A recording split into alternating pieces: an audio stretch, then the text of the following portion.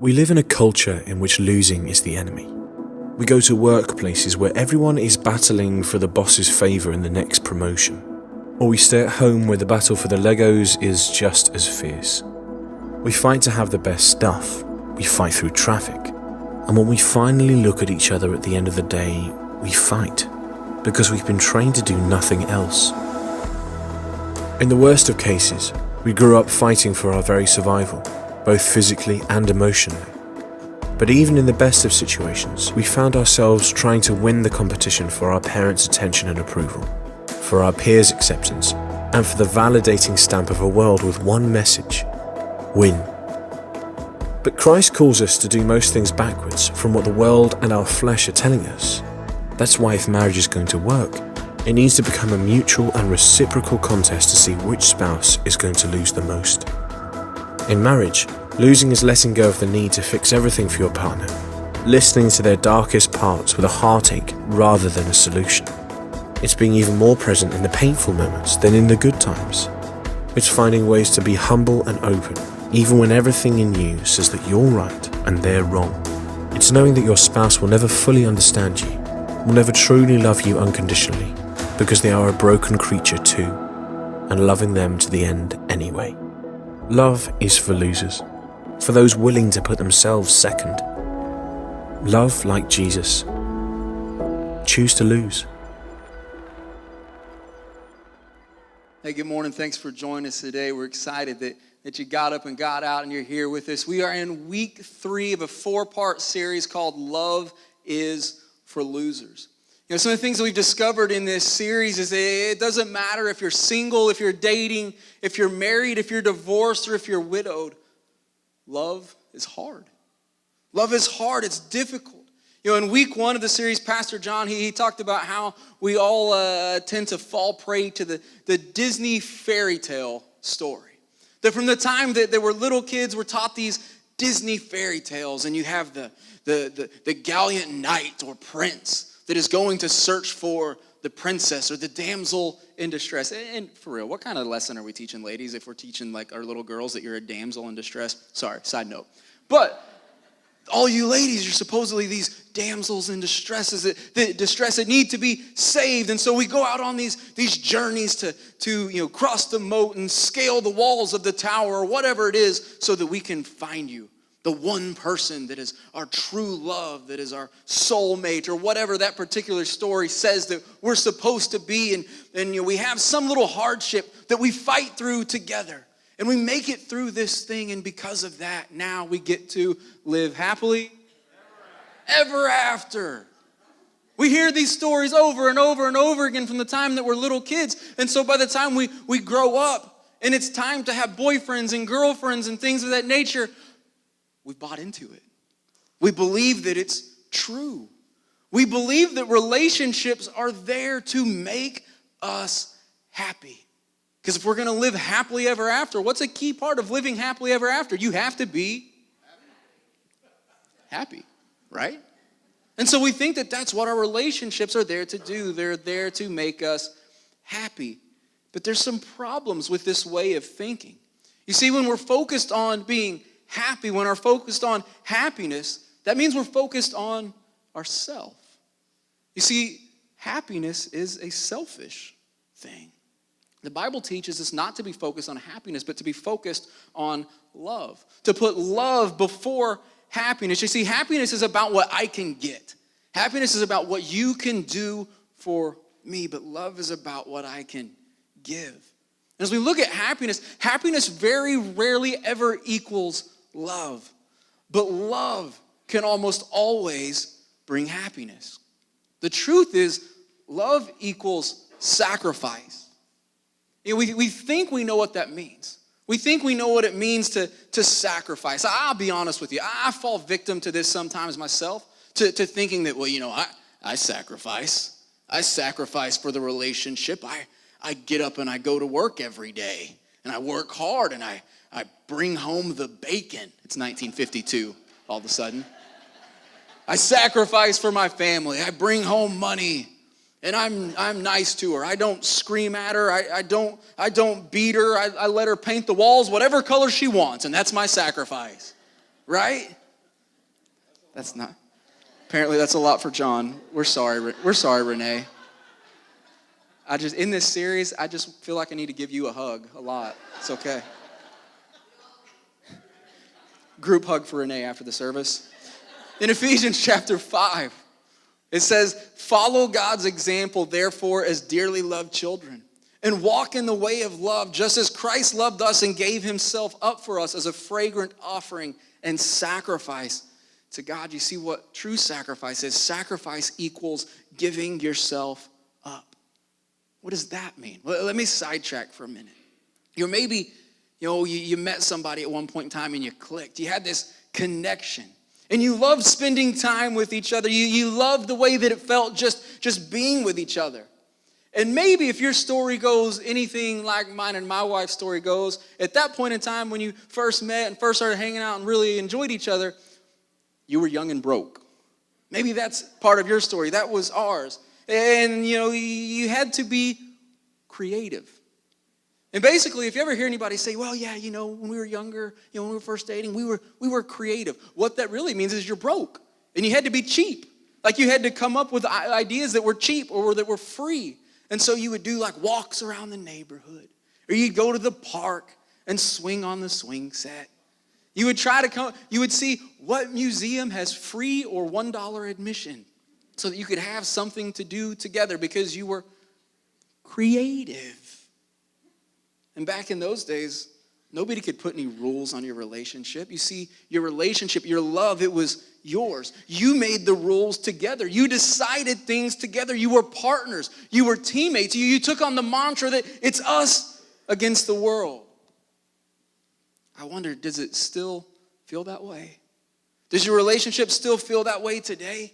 If not, what happened? Does it feel like something changed as you went from dating into marriage? Does it feel like they became a different person? Do you wonder sometimes why don't they care about me anymore? Why are they different? You see, just as we make the assumption that my relationship is about my happiness, I believe that we take other assumptions into our relationships and into our marriages. You see, I think often we have the assumption or ideas of what a good spouse is supposed to be. There's something about moving from dating into marriage that makes us feel like things are different. I mean, I'll be honest. I remember when Nat and I moved from dating and engaged to marriage, there was all of a sudden this almost like deep, dark cloud of seriousness that settled in. That it was like, oh my gosh, this is for real now. I have to be a grown-up. Like we're doing grown-up things. I have to be like my dad. I have to get really serious and wear Dockers. That part never happened. Yeah, I've never had it. But we have these thoughts that I need to be a good husband. I need to be a good wife, whatever that looks like. I'm going to tell on my wife a little bit. Before we got married, she had a moment where she kind of freaked out a little bit. And she goes, I don't think I can do this because I don't want to vacuum the carpet wearing high heels and pearls. And I was like, I never asked you to do that. Sounds kind of cool. But in my mind, she wasn't wearing anything else but high heels and pearls. So I think she thought she would be in a dress or an apron or something. But we have these preconceived notions of what marriage looks like. But the truth is, in reality, your spouse isn't wanting a good husband or a good wife. They want you. But often the things that we do, the identity that we take on to be a quote-unquote good spouse isn't anything close to why they fell in love with us in the first place. But we get that first real job. The first real job where we start to make some real money. I'm not talking about little money. I'm talking about real money that we can buy a house money. We can get some cars money. We can go on our first real vacation money. And I'm not talking about like going to like some friend's house and like hanging on their couch. I'm talking about like actually like purchase plane tickets and go stay in a hotel that doesn't have inn on the end of it. Like a real legit vacation money. Having things money. And we try to tell ourselves and tell others that we're working for our family. We're climbing the corporate ladder for our family, and so we take other jobs to get more money, to get a better title. Why? For our spouse, for the family. But that's not really true. The truth is, it's about us, because we bought into this Disney fairy tale, and we're chasing happiness. We think that to have these things, it's going to make me feel good to have something. It's going to make me feel good to have more money, to have that new, better job title. And it might for a minute, but then what? Then you still feel that need to push for more. And then what? What happened to it's us against the world? What happened to we make our own rules? Now, I said earlier that love equals sacrifice, and sacrifice equals giving yourself up. Well, giving yourself up equals not giving in to the assumptions of what you think marriage should be or who you think a good spouse is, and instead continuing to be who you are. You see, your spouse, your partner, they need you, not the personality that you create to try and be who you think you're supposed to be. You know, often we come into new relationships with a lot of passion, right? We're hot and heavy when we're dating, and we get excited and nervous when we get engaged, and then we get married and we put on these new personalities of who we're supposed to be. And at some certain point, though, it starts to get rocky. And when it does, we begin to wonder, oh my gosh, did I marry the wrong person? Some of you, maybe it was years before you had that thought. Maybe it was years before you thought, oh man, I might have made a mistake. I might have married the wrong person. For some of you, maybe it was early on. I'll tell on myself. I think for Natalie, she probably had that thought the day we got married. The day we got married, it had been this really long, ridiculous day. And as we're leaving and heading to the hotel, I was hungry. And so we went to Arby's. Arby's. I'm sure they probably had like a 5 for $5.55 thing going or something. I bet we probably splurged and got the king size fries, but we went to Arby's. And I have this problem that when I'm hungry, I easily become hangry. And in the midst of going to Arby's, I had a bad attitude. And I said some things that weren't very nice. And then that continued on into the evening portion of the wedding day. That's not a good start for how you want that night to go. And I'm not going to go into the rest of the story, but it just wasn't good. And I think she thought, what the hell am I doing with this guy? I should get out now. At some point, this thought, no matter how good or bad your relationship is, this thought is going to cross your mind. It's just a matter of when. You know, there's some problems, though, when we begin to wonder if I married the wrong person. You see, to think that they're the wrong person, it makes some assumptions. To think that they're the wrong person means that I think that I'm the right person. And if I'm the right person, then that means that they're the problem. And if they're the problem, then my problems aren't from within me. My problems are external. My problems are outside of me, which leads us to the assumption that if I can get out of this relationship, then I'm going to get out of my problems.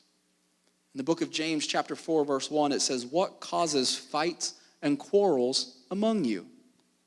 Now imagine if tonight I came over to your house for dinner and I sat down with you and I said, "Hey guys, let's just ask that question from James chapter 4, verse 1. What causes fights and quarrels among you?" I imagine that within itself would probably begin a fight or a quarrel among you, because the truth is, if you live with somebody long enough, you probably have a laundry list of things as to what causes fights and quarrels among you. Perhaps one of you uses, a different toothpaste. I mean, it could be something dumb. Like it could be something little like that. Or perhaps it's you don't like how somebody folds the laundry. Or that, he throws his socks on the floor and doesn't pick them up. I don't know what your list is. You do. As I'm talking about it right now, you're sitting there and you're trying as hard as you can to not nudge the person beside you and go, he's talking to you right now. You already have the list in your head at this moment. But there's a second half of that verse that I left off. The full version of James chapter 4, verse 1 says, what causes fights and quarrels among you? Don't they come from your desires that battle within you? Don't they come from your desires that battle within you? You see, the battle is within each of us. Our problems, most of them come from within us. And they go with us. We don't get to just leave them in an old relationship. When we leave that relationship, we pack them up and we carry them into the next. I know many of us here have found that to be true, that you're in a new relationship but have the same old problems. Culture, it teaches us that we're all pretty good people. That we're all good people, right? But Christianity teaches the opposite. Christianity teaches us that at our core, on the inside, that we're rotten, that we're filled with sin. The Bible tells us that all have sinned and fallen short of what God wants for us. In another place, it says that there is no one righteous, not even one.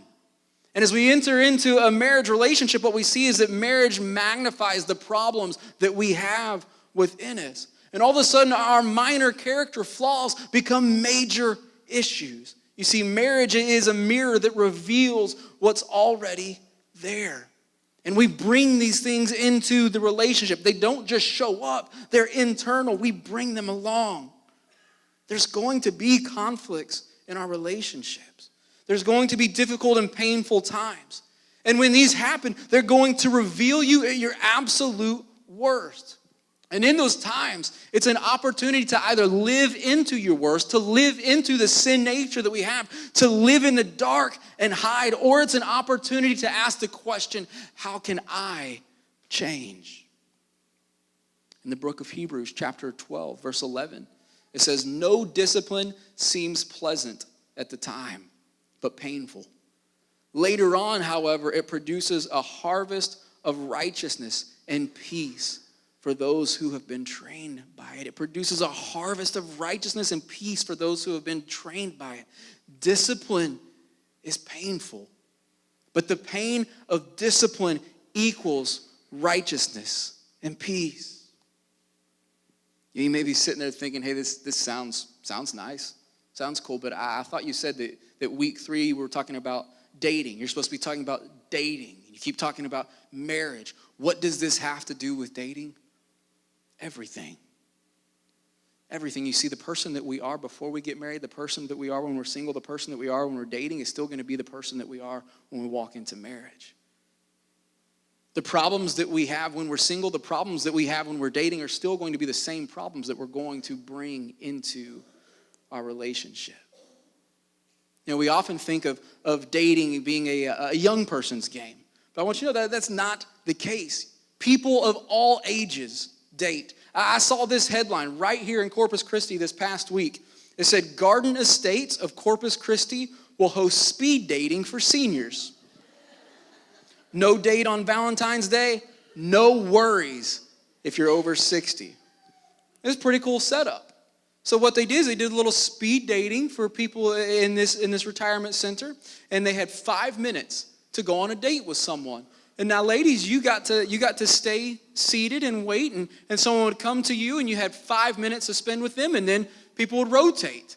And after this was over, then there was going to be a social hour so that you could reconnect with someone that you had a date with earlier that evening. It was from 6 p.m. to 9 p.m. on Valentine's Day evening. People of all ages date. I'm going to give you a freebie. This isn't in the notes, but it's an interesting thing that I read lately. Do you know that the number one age group of people that spread STDs are senior citizens? It's true. High school kids come in second, but the number one age group of people that spread STDs are senior citizens. people of all ages date. Have you guys noticed my box? I got a box up here. This box that I've been carrying around for the last few minutes, it represents what you bring into your relationships. And no matter how hard we want to pretend like we don't, we all have a box. And now some boxes may be bigger than others, and some boxes may be smaller than others, but the truth is every single one of us have a box. Now, all of us want to pretend that our box is really, really tiny. Earlier, Pastor John said his box was like the size that like a ring would come in. Again, group hug for Renee later. We want to pretend that our box is small. We want to pretend that our box doesn't have anything bad in it. And if we know that our box has some really bad stuff in it, we try to hide from it. We try to act like it doesn't exist. We pretend that we lost our box. Oh, I just lost it. I don't have it anymore. Or we pretend that we left it in an old relationship, like we didn't bring it into this relationship. We try to put it in the corner and cover it with a blanket and pretend it isn't there. But as we open up the box, as we look inside the box, what do we see? What's in this box? This box is filled with junk. With habits and thought patterns that we learned from our family. It's full of misconceptions of other people. It's full of things that we've done, ways that we've hurt other people. It's also filled with horrible things that have been done to us by others. Ways that we've been hurt by other people. It's filled with assumptions that we have. Like, what am I supposed to do in marriage? Or what are they supposed to do in marriage? It can get really ugly when we look in this box. There's going to be some things in this box that you don't like. There are going to be some things in this box that if you're honest, you absolutely hate it.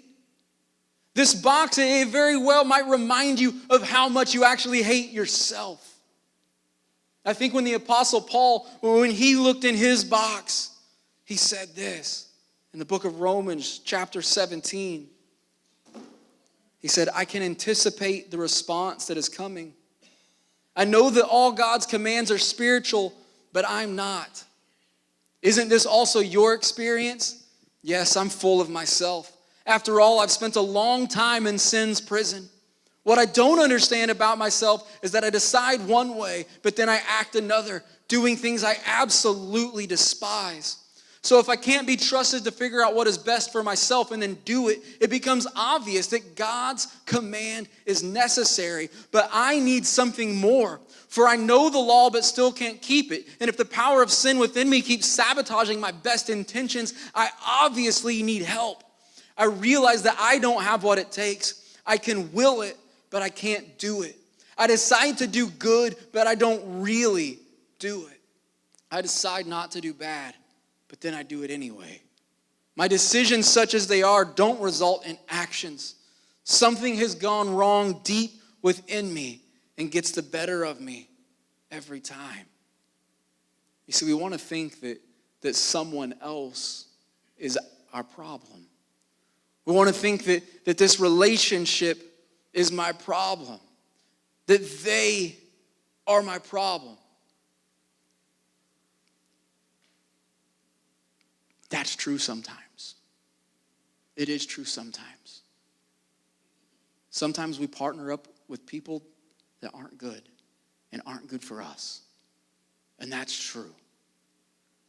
But we also have to take responsibility and realize that a lot of our problems come from within.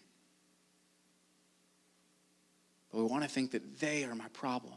And if I can get out of this relationship, my problems will go away. If they go away, my problems go away. But the truth is, being out of the relationship won't fix your problems. Being away from your spouse, your partner won't fix your problems. Another relationship isn't going to fix your problems. And running away to find another relationship will only make them worse. Only fixing your problems will fix your problems.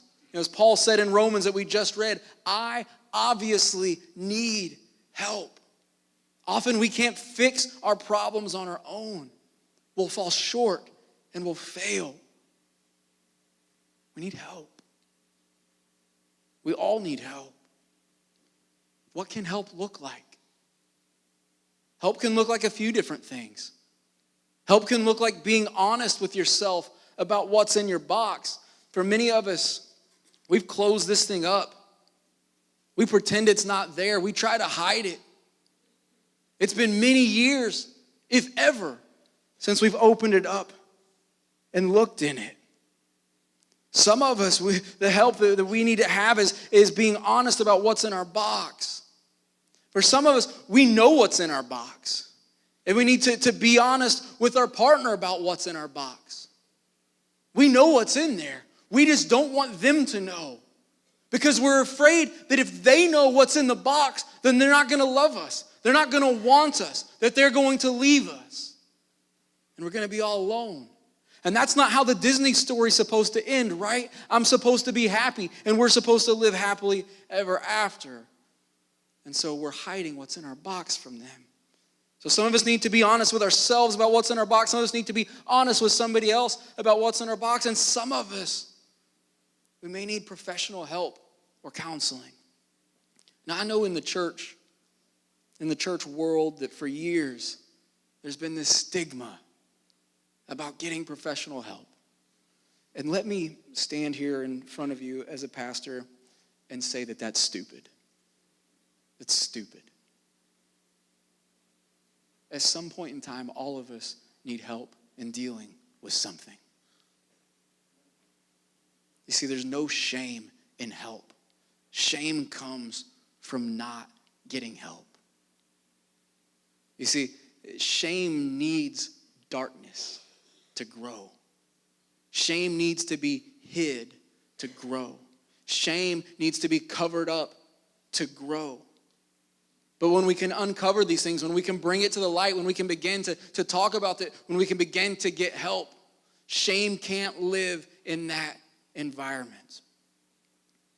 You know, when I began going to see a therapist, when I began the process of opening my box and dealing with the things that were in it, in the very first session that I had with a therapist, he said something incredible to me that I've kept with me, and I want to share it with you today. He made this statement to me: you can only love and care for someone else to the degree in which you love and care for yourself. But there are some of us here today, in a room this size, with this many people in it, there's some here today that you hate yourself. You hate who you are. You hate what's inside your box. You know, as Paul said, I do things I despise, and that turns into guilt, which turns into shame, which leads to self-hate, which leads to depression and anxiety. But getting help breaks that cycle. Getting help ends those things. It's not easy. Getting help is difficult because getting help is discipline. And as we already talked about, discipline is painful. But the pain of discipline brings righteousness and peace. And for how many of us today doesn't righteousness and peace sound good? What would you not give to be able to have some righteousness and some peace in your life? You know, the struggle is real, but it's not something to shy away from or to run away from. You know, being in a relationship, it's a reminder of the gospel. When you're in a relationship with someone, they're going to see you at your absolute worst. Your bad attitudes, your bad actions, your hurts, the sin that's in your life. And they may not know what's actually in your box, but a person you are in a relationship with is going to feel the pain of what's in your box. Because often you are going to hurt them because of the things that are in your box that you have not dealt with. They love you, and they want what's best for you. Jesus, he knows what's in every single one of our boxes. And he still chooses to see us and love us at our absolute worst. You know, I said a few minutes ago that you can only love and care for someone else to the degree in which you love and care for yourself. But I want to take that statement a step farther and say you can only love, care for, and forgive someone else to the degree in which you've accepted love, care, and forgiveness from Jesus. See, if we don't accept Jesus' love, care, and forgiveness, how can we ever truly love, care for, and forgive someone else? If you're here today and you're single, there's two things that I really want to say to you. And the first is deal with the things that are in your box. Deal with the things that are in your box. You see, you aren't ready for a relationship until you're dealing with the things that are in your box. Now, I'm not telling you that you have to have the whole box processed and handled. I'm just saying you need to take a step in that direction. You need to begin to try and do that, because here's the deal. Until you begin to deal with those things that are in your box, you are not ready for a relationship, and you are setting yourself up for hurt and for failure, and it's not fair to you, and it's definitely not fair to any person that you are entering into a relationship with. The second thing I want to say to you is you can't pick who you fall in love with, but you can pick who you spend time with. Are you spending time with people that make you better? Are you spending time with people that elevate your life? You need to set that as a standard. If someone doesn't make you better or make you want to strive to be better, if someone doesn't elevate your life, then don't spend time with them. It's very difficult to fall in love with someone that you're not spending time with. Don't want to fall in love with the wrong person? Don't spend time with the wrong people. You are the company that you keep, and the box of the person that you date becomes your box. So you not only have your box to deal with, that you need to begin dealing with before you enter into a relationship. Once you enter into a relationship with somebody, you not just have your box to deal with, you also have theirs. You begin to take on their box. And let me tell you, they have a box. No matter what they say, they have a box. And the harder they hide it, the more they minimalize it, the bigger their box probably is. So what do we do this week? What are the actionable steps from this? For some, your actionable step this week is to acknowledge that you have a box and to open it up. Be honest with yourself about what's inside. Be honest with someone you're in a relationship with about what's inside. For some, it's to pick up the phone and to make a call and to seek out help in dealing with what's in that box. For some today that you're in a relationship, maybe it's time to remember what it was like before assumptions got in the way in your relationship. Before that you decided you needed to change to something that you felt like you were supposed to be. Maybe today is a day to begin to remember those early days when it was just us against the world. Maybe for some today, it's time to truly accept Jesus' love and forgiveness so that we can be loving and forgiving to other people. Or maybe it's time to ask someone for forgiveness. Now, you can't change the past, but you can decide today to move forward in either a new relationship, a new way in a relationship that you're currently in, or to begin to move forward so that you can be ready for the next relationship that may come into your life. Let's pray.